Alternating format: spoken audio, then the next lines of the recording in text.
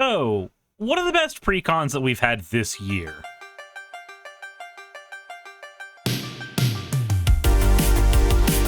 So, today's video technically comes from a Reddit post, only kind of, because, well, it is a post that I wanted to go over, and, well, this is where I got the idea for the video. Although it's not exactly an original idea, everybody and their mother has made a tier list video at some point in their lives. So what does he have to say here? Well, what do you guys think of the top 1 through 5 Precon Commander decks? They said, I recently built my own Commander deck for the first deck ever. I was considering buying a Precon as my next deck. I'm curious what everyone in here thinks is the best out-of-the-box Precon, or the best Precon that can be upgraded for under $100 and be really fun and strong at brackets 3 through 4. Okay, so let's go ahead and take a look at this criteria here. If we're talking about basically every commander deck that has ever been made, then, I mean, we also have commander decks from like 2017 on that list, and I don't think you're going to be buying those sealed unless you're a really rabid collector. So let's go ahead and narrow our scope down to just the decks that were printed in 2025. We'll be doing this because, 1, it makes me making the tier list easier, and 2, these are the decks you are likely to have available to you right now. And thankfully, just about every one of the precons, except for one that we talk about today, are going to be available at a pretty reasonable price. So let's go ahead and break out the tier list and see what we got. So, in the year of our Lord and Savior, Colossal Dreadmaw, and his wife Meteor Golem 2025, we have received a lot of precons. But we need to begin with a bit of an interesting disclaimer. The precons we began the year with, both of them were okay, but one of them commanded a very hefty price tag by comparison. And those two decks are the Saheeli Living Energy deck, and of course, the Eternal Might deck. Eternal Might, which featured Temur Nakmadan's Will, I think I'm pronouncing that correctly, ran for about double the price as the Saheeli deck, and its upgrade package ran for a significantly inflated amount of money as well, whereas Saheeli could be upgraded on a much stricter budget, and you could get better performance out of the deck with those upgrades. Not to mention, the secondary commander for Eternal Might was just, in my opinion, a flat-out stronger commander than the main one. Temur Nakmadan's Will is great. Vigilance, Menace. Whenever you attack, draw a card, discard a card. If you draw a card, zombies you control get 1/1. That's endlessly abusable. But for my money, Hashiton Scarab's Fist, the one that says when you discard a creature card, you can pay 3 to create the equivalent of an embalmed clone of it on your board. I think that's way more fun for me because I don't like having to be limited to a tribal theme in Commander. I did that a lot when I began Commander. I think Hashiton's super strong on its own, but I think switching this deck to a Hashiton deck is not super expensive. Not really. It's actually less expensive than trying to stick with the original Commander, but it will effectively give you the same feeling as just building your own deck. So if our criteria is a combination of which decks have been the best this year and which ones are better when you're upgrading them, I mean, it's Zombies Tribal. You're going to get what you put in the tin. It's a solid B. It's okay. Saheeli is right under it at a solid B. I really like Saheeli, and I've built her twice in paper. When you upgrade her, I like running her as a Dungeons Initiative deck, but let's be honest, neither of these decks are really massive in terms of what they bring to any given table. The reason I'm going with this particular distinction for Saheeli is, like, I love Clones Commanders, but Clones Commanders work best when they don't have to have a lot of setup, and Saheeli requires you to have a lot of setup in order to make her run. And out of the box, the Precon is really hurting in that regard. So what Saheeli really wants to see is creatures that generate 3 energy, like Whirler Virtuoso, that can come out the turn before she comes out, so that she can immediately clone a creature and get working. And importantly, that creature should be able to make 3 energy as well, so that she can continue to do her energy shenanigans while you build up other cards. But this deck is chock full with cards like Rogue Refiner that only generate 2 energy and not as many of the 3 energy cards that came out of, Modern Horizons 3. So upgrading this deck, you can get something really fun and really nasty out of it, but it is ultimately just going to be a good stuff clones deck. If that's your jam, cool, but for my part, it's a solid B. The next deck of the year was Everyone's Invited, and no, actually, that one came way later, right? No, that came after...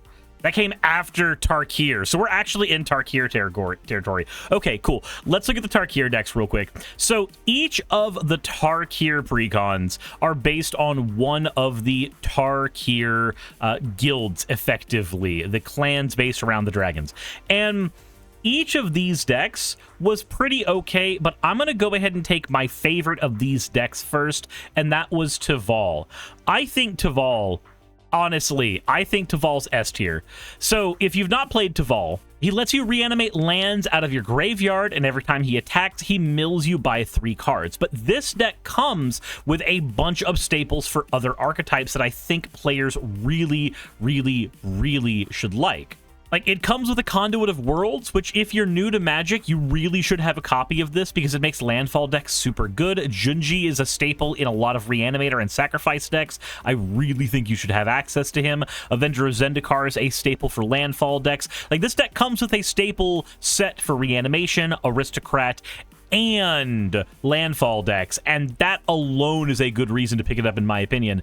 It also had Wonder in it, which is like a pseudo win con in Reanimator decks, but the big one is Colossal Grave Reaver. Sorry, almost spoke the word of God. Colossal Grave Reaver. This thing goes in so many different reanimation packages. It's insane, and I wish that its price were affordable outside of getting it in the precon, because like $10 for a single card is not super fun to try to build around on a deck with a $20 budget like what I build with. So this thing, milling you 3 cards and immediately giving you access to one of the creatures you milled and allowing you to build a mill strategy around it where he just works. Like, you play a Citrus Supplier and suddenly Colossal Grave Reaver says that was actually a Reanimate. Like, this guy is insane. And for no other card in the precon, I would say that the Grave Reaver is worth it as well. There's also like Teval's Judgment, Phyrexian Reclamation, all kinds of stuff in here that I think is just fantastic. The land base was kind of okay. Crypt of Agadeem's kind of a neat one. Command Beacon's a staple in some people's eyes. And the only thing that really suffers for this deck for me is the ramp package. I think if you're picking this deck up, you really need to focus a little bit of money on the ramp package, because like Teval wants to come out on turn 3. Like, in a perfect world, he wants to come out on turn 3, and this deck only has the capacity to get him out on turn 3 when you draw either Rampant Growth or Farseek. You really need to have, like, a ton of things in here besides just these. Your Nature's Lore, your 3 visits, you want Wayfarer's Bauble, Font of Fertility, Sammy's Curiosity, Utopia Sprawl, Wild Growth, Mana Dorks, anything you can think of that will allow you to get to Teval turn 3 is super important. I forgot Sakura Tribe Elders in here as well, so there is a third way to get him out on turn 2. There's a Milkin, so there's a singular other Mana Dork in here. There's a couple of ways, actually, looking back at the deck, but I'm gonna be honest. You really want like 12 ways of doing this. That's where your money's going to go when you get Teval first, is just a better ramp package, make this deck more functional. But even with that said, I'm just going to say S tier is where I want to go with that. After that, we have Mardu Surge. Now, let's look at Mardu Surge. So our commander for Mardu Surge is Zergo Storm Render. He's got Mobilize, and whenever a creature token you control leaves the battlefield, draw a card if it was attacking. Otherwise, each opponent loses 1 life. This is the same effect we saw on Garna, but it costs less mana, and you get access to more colors. I love that. But what's actually in the box here? A pretty stable ramp package, honestly. Got a bunch of 2-mana rocks.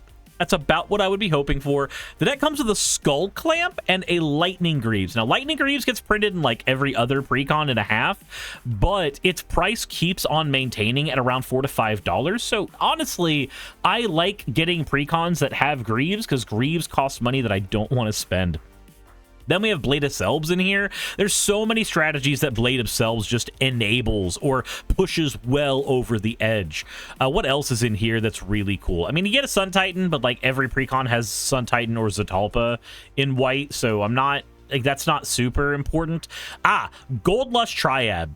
This thing is cracked. Flying, Myriad. When he deals combat damage to a player, make a treasure token. It's a dragon that is typically making 2 to 3 treasures every turn, and is not only allowing you to get token strategies powered up, not only allowing you to have powered up dragon strategies, not only allowing you to get triggers of Impact, Tremors, and Perforos for those token strategies, it also looks sick as hell. And it at $8, like, that's where a lot of the money for this Precon is going into.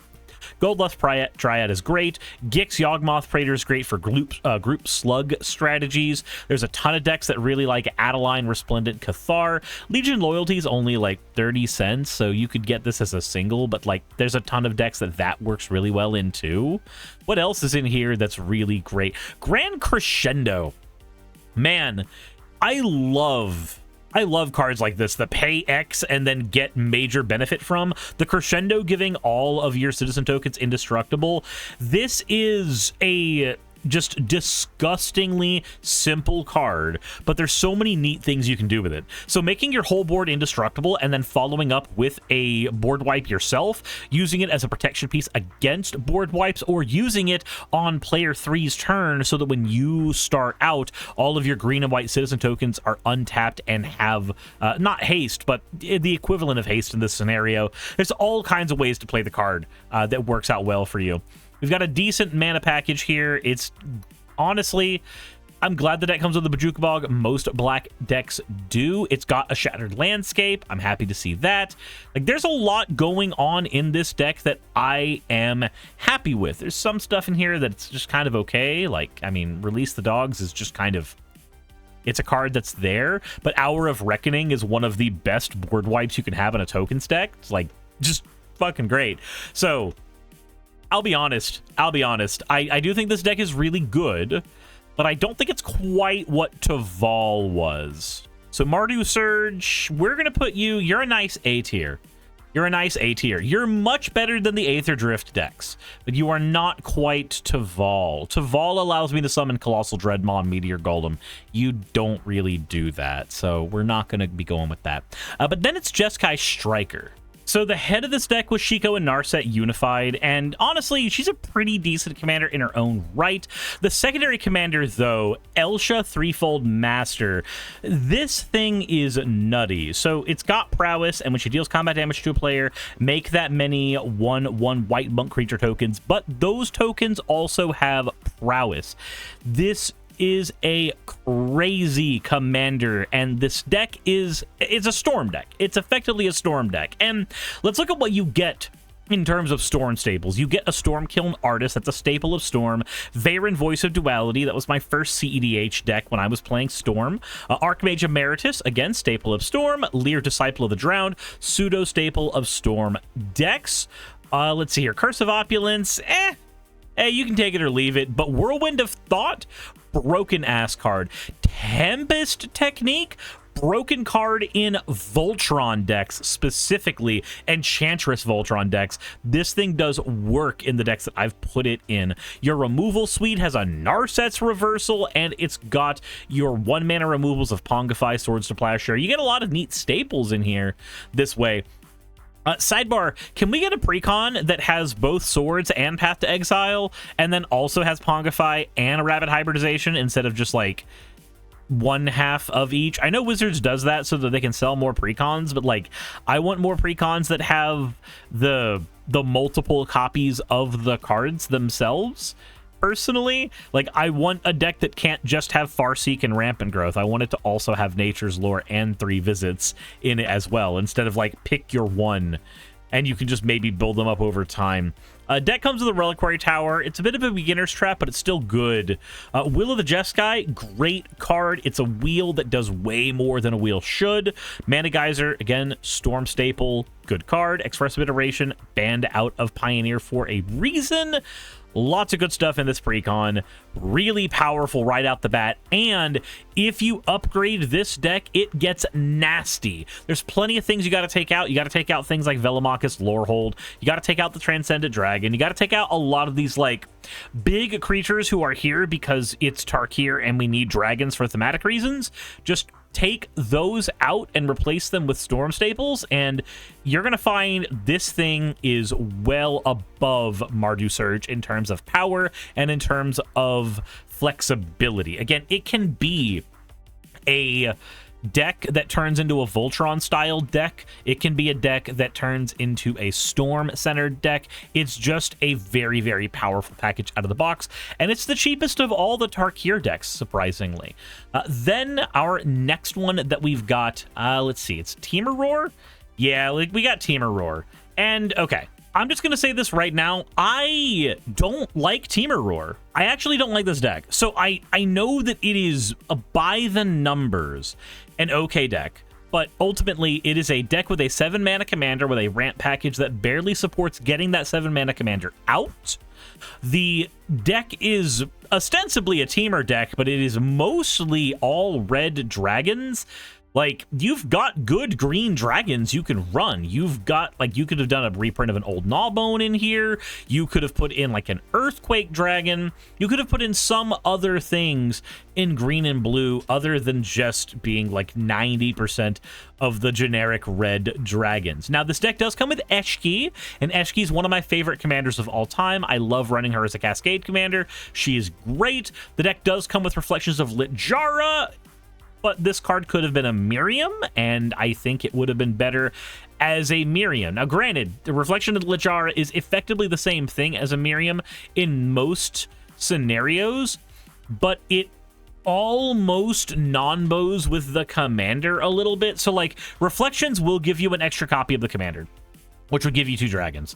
But a Miriam, who is a dragon and is in these colors and did get its price inflated because this deck came out, a Miriam creates 2 Urenis, non-legendary. And then the 2 Urenis grab 2 dragons, and those 2 dragons then become 4 dragons. It's just, God, Miriam is so much better than Reflections in this deck. And it hurts so much seeing not only a substandard ramp package in here, like we've got the singular 2-mana ramp spell, the Farseek, and then the singular Kadama's Reach. Like, we should have had in this ramp package, instead of running like a bunch of these talismans that get blown out by your opponent using a Vandal Blast, we should have had just the Arcane Signet, the Dragon's Hoard, and the Soul Ring, and then a Rampant Growth and a Nature's Lore, at least, with this Farseek, and a Search for Tomorrow. And this Kadama's Reach needs to have a Cultivate next to it, and that will help you get to the dragons. This deck hurts so much to try to get itself online. It's crazy how hard this deck struggles to get online. When it's going, it's the archenemy, like any good dragon deck is, but it's so hard to get there. It's painful for this deck to get there, and even like the draw package for this deck is lacking. It's got Elemental Bond and Temur Ascendancy together, which is great, but I really would have liked to see Garruk's Uprising here as well, or at least a Garruk's pack leader out of this, just because when you're playing dragons, you are playing archenemy, and when you're playing archenemy, you are going to be devoid of resources more often than not, because it's just the nature of the beast when everybody's against you. So for that, honestly, I think Temur Roar, it's above... No, actually, it's not above these decks. I think it's below these decks. I think it's below them. You know what? No. Temur Roar is going in C. The deck that should have been like the primo deck from the Dragon set is the one that is lacking in the resources it needs to shine. And that hurts. That really, really hurts, especially because dragons are already one of the most expensive archetypes to play. This is the kind of deck that you would rather the Precon version come with as many important pieces as humanly possible, because getting those resources on the secondary market sucks hard. It ain't fun. So that leaves us with a singular deck still, the Abzan Armor deck. Looking at our commander, all of our creatures assign their combat damage via their toughness. Okay, cool. That's what we're looking for in a Toughness Matters deck. Creatures you control can attack as though they didn't have Defender. Neat. That turns Defender decks into aggro decks. Great. Sack another creature, draw cards equal to the sacrificed creature's toughness. Fantastic. So what we have here is a deck that has a commander that enables its strategy, draws a shit ton of cards. It does so much. I have a problem with it, though, and that problem is simply, I think Toughness Matters decks are boring. I really think they're boring. I think it's an uninteresting concept. So, by the design of the deck, this has so many cards that are just winners out of the park. Ikra's great. Ikra's fantastic. Gaining life based on toughness is a wild ability in a deck like this. Welcoming, that's, by the way, that stacks with lifelink.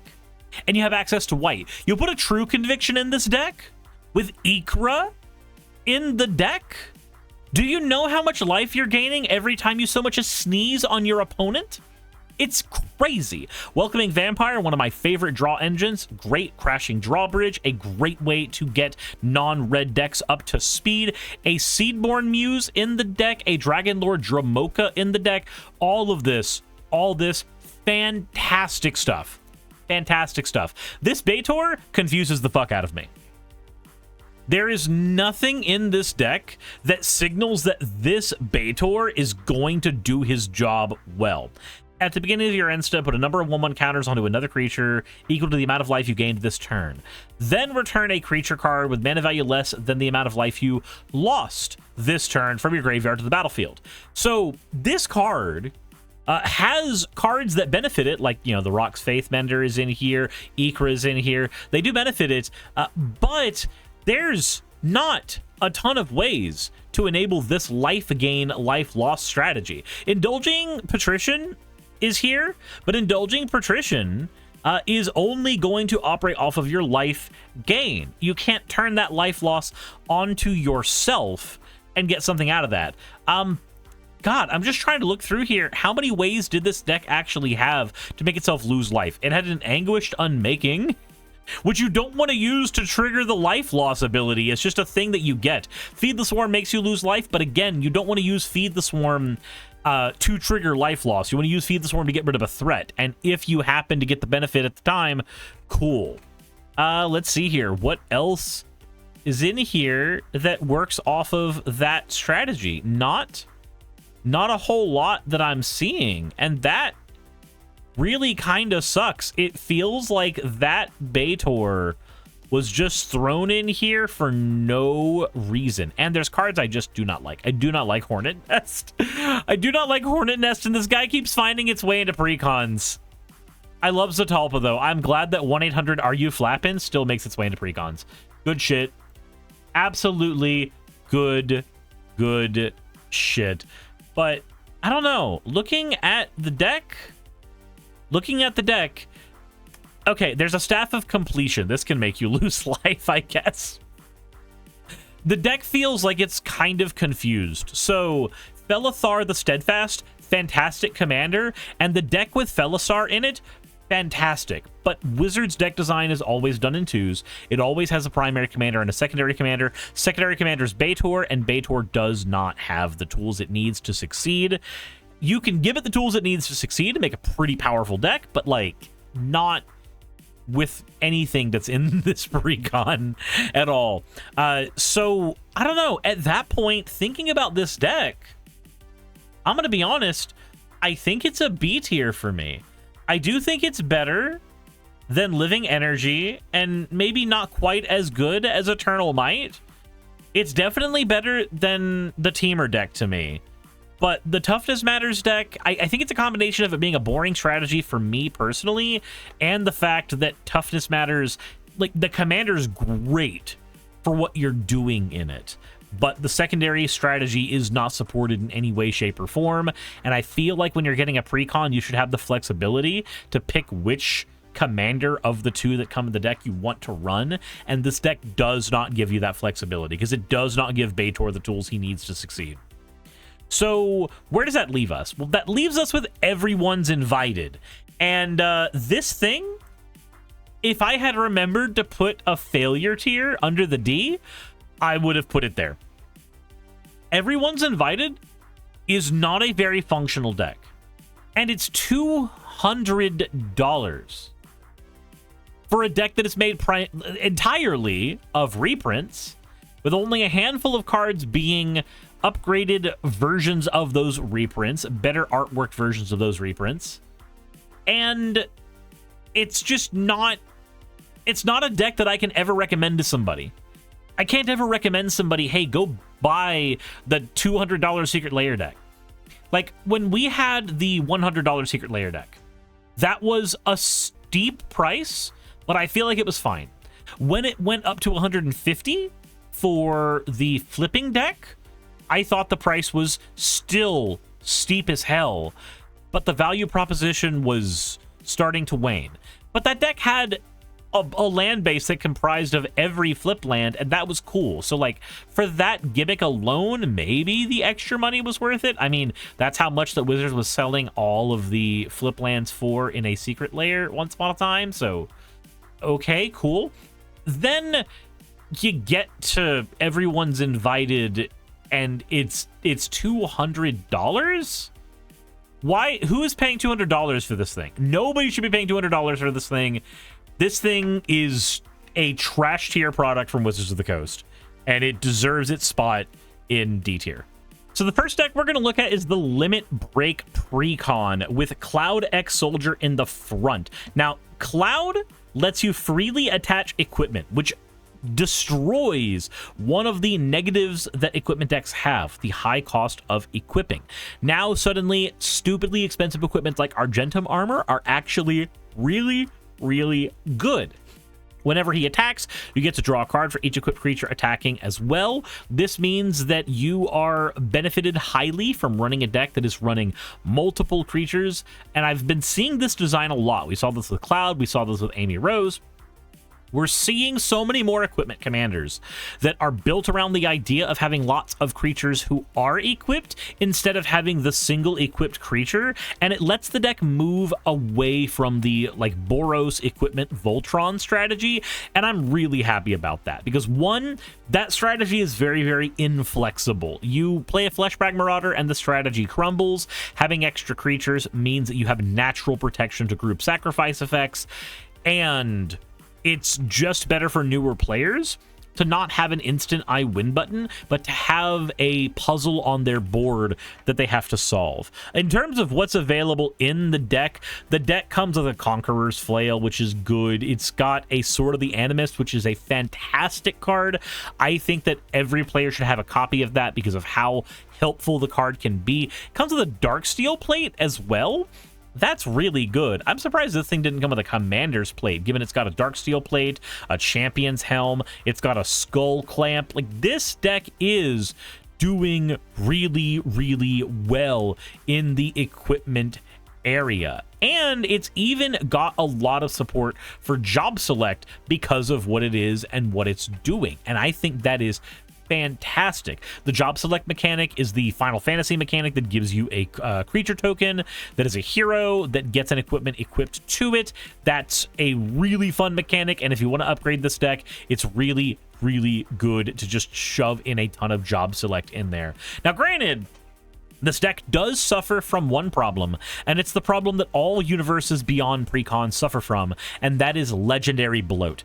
So Legendary Bloat, to me, is when a deck desperately needs to have so many legendary creatures in it so that it can support the need of representing the characters in whatever franchise that they're showcasing really well, but you end up having a deck that is a little less coherent as a result. Like Aerith Last Agent, she is a commander who wants you to gain life to reanimate big creatures.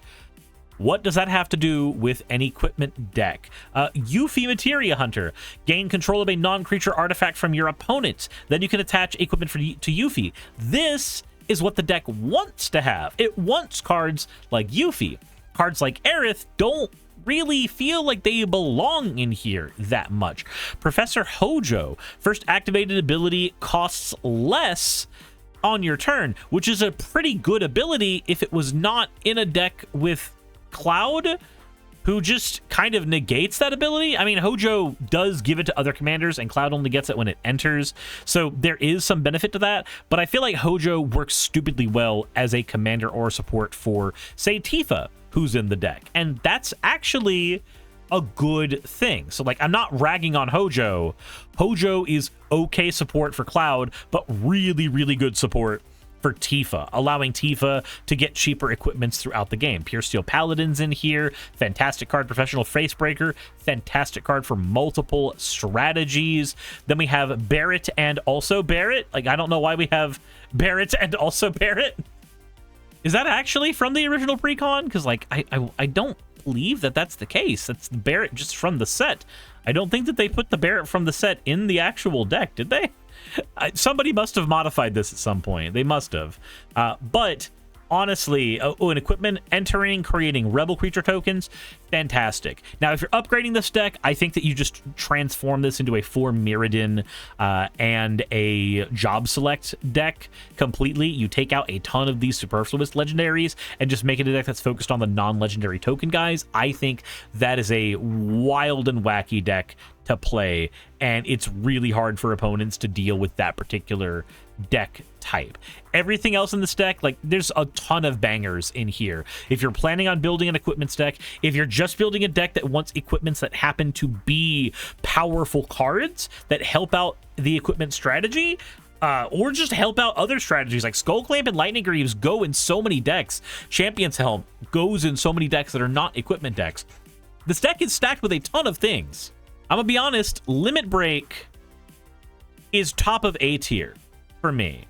It does have Legendary Bloat, but that is a Universes Beyond problem that's always going to happen. You're going to find a couple of dud legendaries in there that don't work for the deck's strategy very, very well in comparison to other cards. But honestly, the deck is stacked with so much good stuff that it is wild to me that this thing has dropped in price. The next deck we're looking at from Final Fantasy is the Counter Blitz deck, and let's see, what do we have in this one? Now, Titus, at the beginning of combat on your turn, you can move a counter around, and whenever one or more creatures you control with counters deal combat damage to a player, you can draw a card and then proliferate.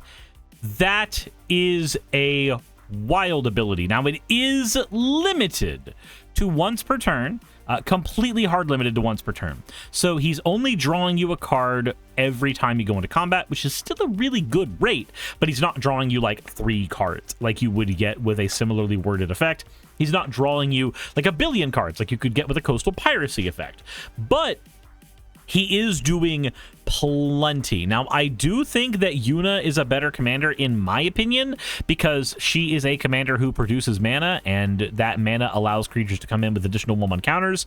That's a great ability to have on a commander for me personally. But if I have to take draw in a command zone or mana in a command zone, I kind of lean on mana a lot actually these days. So there we go.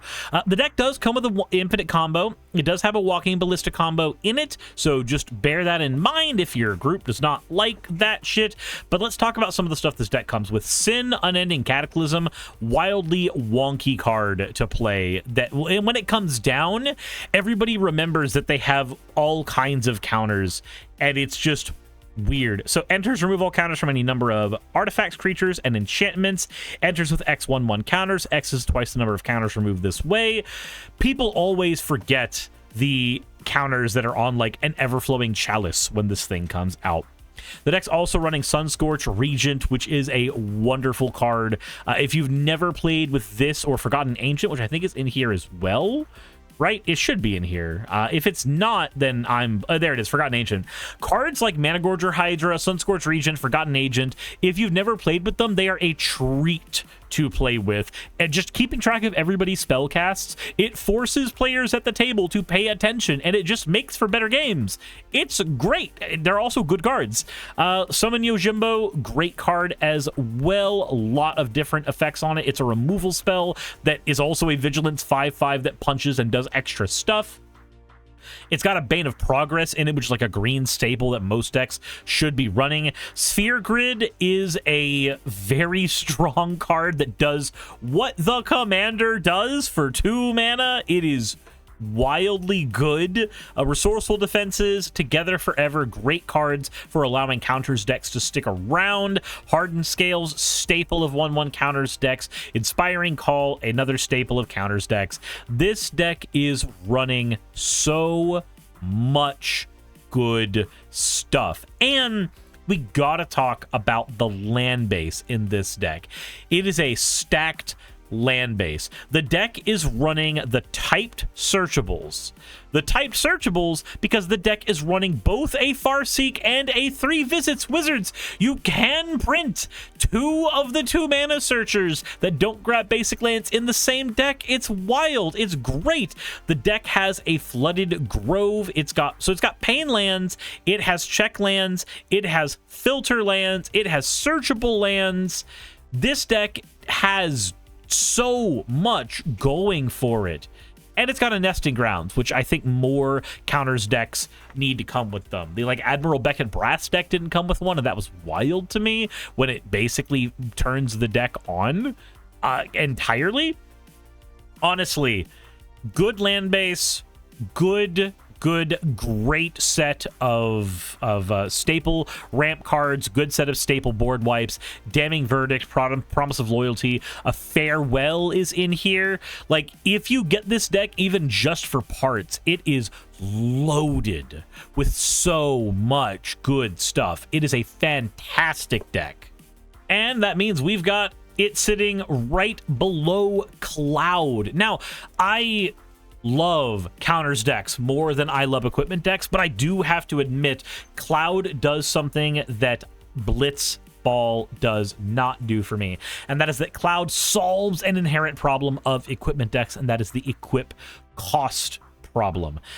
And I'm glad that Wizards is printing more commanders that solve that issue for equipment decks to allow those decks to function a little bit better. But now we have to move on to my favorite of these 3 decks, and that is, of course, Revival Trance. Now, this may be my favorite deck out of the set, but I'm not going to let that color my opinion on where it fits in the tier, because upgrading this deck can prove to be decently expensive, and that is a huge problem if we're going to go with what the original poster wanted, which is decks that have a really good upgrade path for budget. But let's see here. Terra, Herald of Hope, she has the ability to mill cards and revive creatures. She specifically revives small creatures, and she even comes with a couple of small creatures that can allow you to revive larger creatures as well. The deck does come with a Priest of Fell Rites, which will allow you to reanimate larger things like the Angel of the Ruins. And of course, the deck is running an actual reanimation package, like with Rejoin the Fight, Stitch Together, Rise of the Dark Realms, Reanimate. Deck is very well stacked with reanimation staples. It's also got some of the best board wipes in the biz, a Ruinous Ultimatum and a Tragic Arrogance. These are 2 of your no-brainer board wipes in any deck that needs, just has access to those colors. They clear out so many problems for you. They are fantastic. Also, Espers to Magistite, just fantastic card. Being able to yank away people's graves and then just summon a creature as a non-creature immediately afterwards. Wonderful card.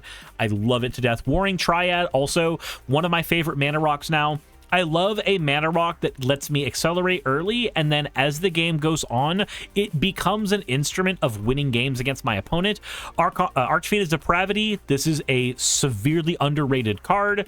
Being able to effectively board wipe every upkeep is wild. Kefka Dancing Mad, he makes games fun. He just makes games fun.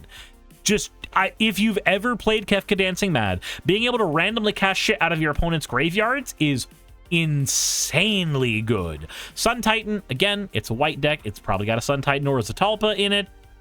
Sepulchre Primordial, one of my favorite ways to tempo swing a game in my favor. Great. The deck does suffer from Legendary Bloat. It does. I personally would be removing Setzer and Shadow and Siegfried and Umaro and Strago and Realm and Sabin. Like, I'm removing all of these anytime I go in and upgrade the deck, and I am putting in more generic Reanimator goodness when I do. The alternate commander, Celeste, really, really good card as well. She wheels for you. I still have her in my upgraded Terra list because sometimes you just need to spend 4 mana to say, no, I don't like the cards in my hand. And she does that job really, really well. Also, this deck, personal preference, this deck has Meteor Golem with guns, and that is enough to sell me on any deck. It has a Meteor Golem with guns, guys. That's an insanely good thing.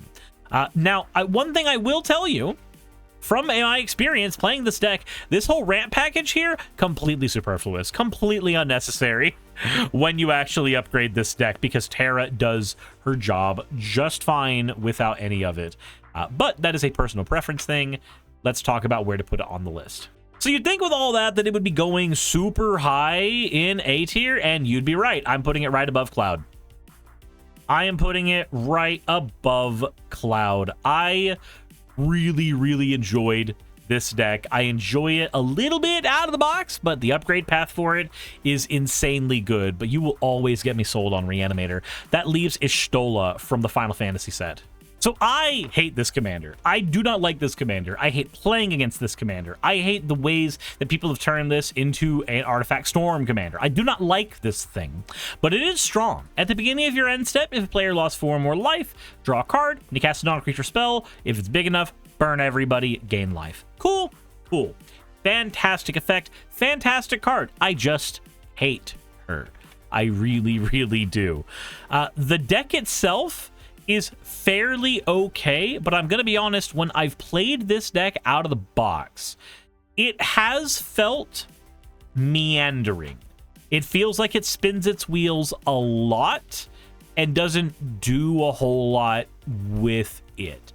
The upgrade path for this deck ends up having a lot of 3 mana rocks so that you can trigger the commander way easier. You try to get the commander out on turn 3, and then you just spam powerful rocks and powerful spells, and you just have a great time when you do so.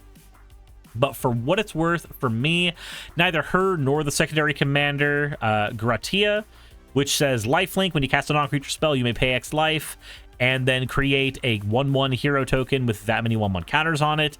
I'm gonna be honest, I find that boring. It's just Saruman of many colors again, and I just don't really find this deck too compelling on its own. I think the commander is wild and busted, and I think having a copy of Snuff Out with a very, very wonderful Black Mage printed on it, just absolutely gorgeous artwork, all that stuff is great, but the deck in and of itself does not do enough for me to enjoy the deck too terribly much. It does have an Exsanguinate in it, pretty good win con, but I'm not... The only thing about this deck that really sells me is the land base. Like, we get a filter land in Sunken Ruin reprinted finally. That's great. Drowned Catacomb, great as well. Everything in here land-wise is doing what I want except that Temple of the False God. All of this is great. Scavenger Grounds is in here. This is a stacked deck in terms of its mana base, but the deck itself for me just feels very, very meandering and does not focus super hard on what it wants to do. And the upgrade path for it is pretty easy to make it have more focus. You get rid of a lot of the legendary bloat, and suddenly the deck is going to be a lot more powerful. But in its state in the Precon, it's just kind of an okay meandering thing. So I'm sorry, Ishtola, there's a lot of people who love you, but you are... You're right next to Saheeli for me at B. You've got a lot of good staples. You have a really powerful strategy when we are given the ability to upgrade you. Out of the box, you're just kind of okay. Next, we have the Counterintelligence deck from Edge of Eternities. And as much as I enjoy edging my Eternity, let's look at what Inspirit does. So at the beginning of combat on your turn, you can put a 1/1 counter or a charge counter, or 2 charge counters, sorry, on one other artifact. That's a really busted mechanic because of the amount of cards that have really good charge counter stuff.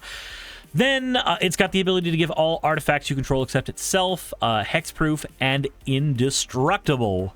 So if I'm being honest, I'm probably upgrading this to become an indestructible board wipe deck, honestly, because it's funny as hell to just have a Zatalpa that just does not die every time you cast a Wrath of God, and this deck can give you a very similar experience to that.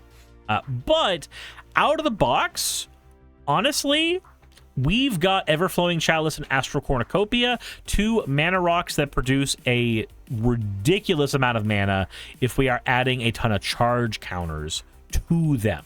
Lux Artillery as well. I like seeing Sunburst come back in Magic the Gathering. It's old mechanic that I grew up with that is here now. At the beginning of your end step, if there are 30 or more counters among artifacts, creatures you control, it deals 10 damage to every opponent. That is a wild ability and an insanely good win con, and if you only had a way to double triggers in this deck, which you can do for really cheap in the upgrade package, this thing wins games so goddamn well. Insight Engine, putting charge counters on things, and then drawing a card for all those charge counters, wildly good. Chrome Seed Shark, kind of okay. Threefold Gear Hulk, kind of okay. Some of these cards are really overcosted for what they are in this deck. Depth Shaker Titan, kind of okay.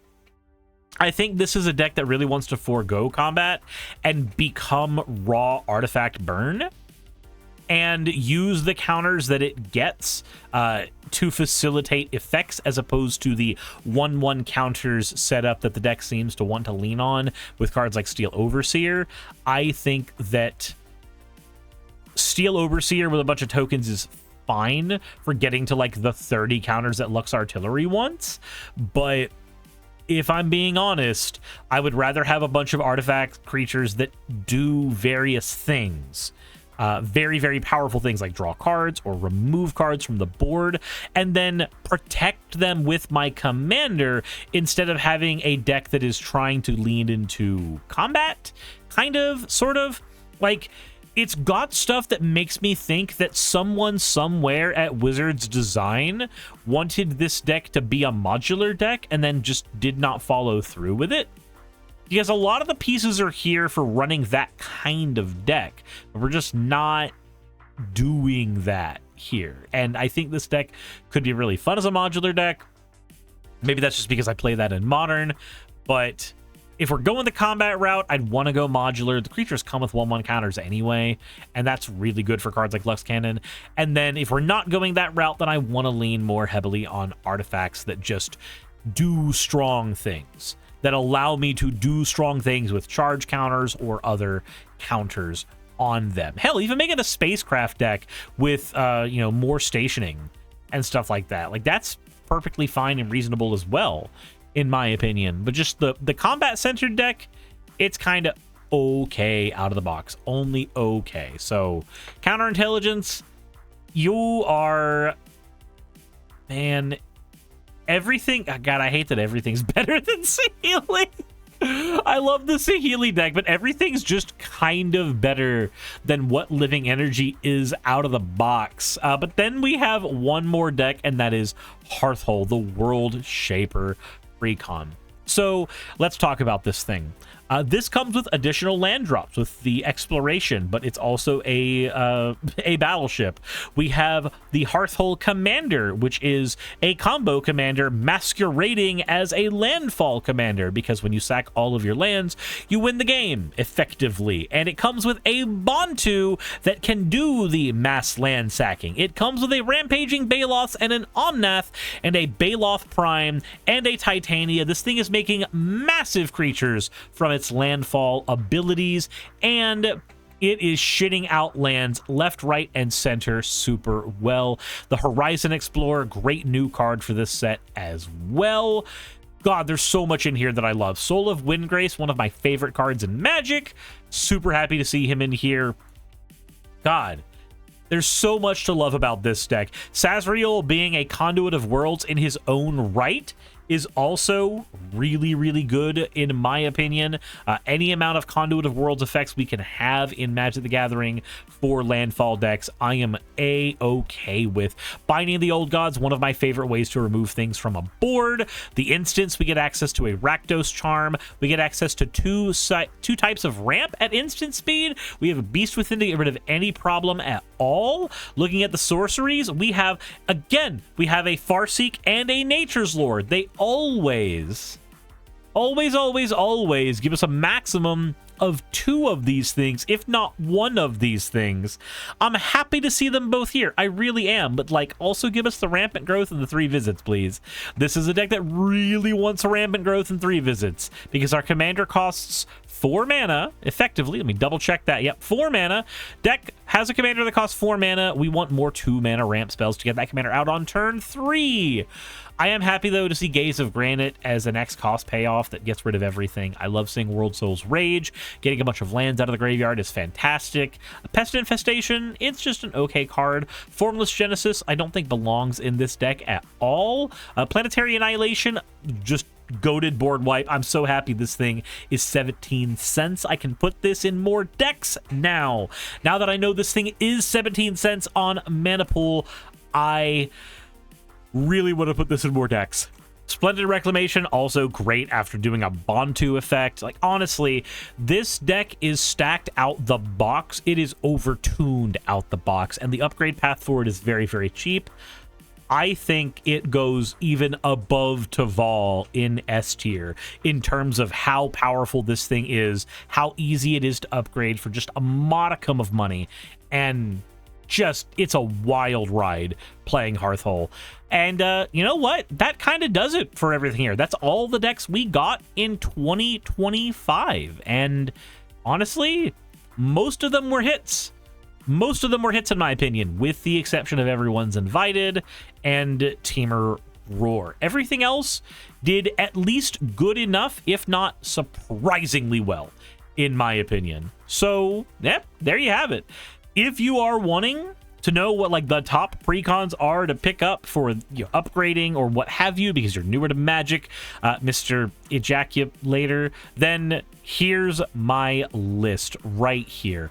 I think you should be running with Hearthhole or Taval or any of the Final Fantasy precons. All of them are going to do you really well and really, really solid, except maybe Ishtola. She's just kind of okay. But once you upgrade her, she's going to be way more tolerable. That said, let me know what you guys think in the comment section below. Would love to hear your comments and what your feedback is. What deck do you think is actually the best in 2025? Let me know down there, and I will see you all in the next one. I've made the unfortunate mistake of making all fan art canon, and you guys used that to make a ton of doppelgangers of me that try to ruin my life. So why not go ahead and celebrate that cacophony by picking up the new channel playmat over on Fourth Wall. When you pick up the playmat, take a picture and throw it up on social media tagging me so I can feature you in a future video.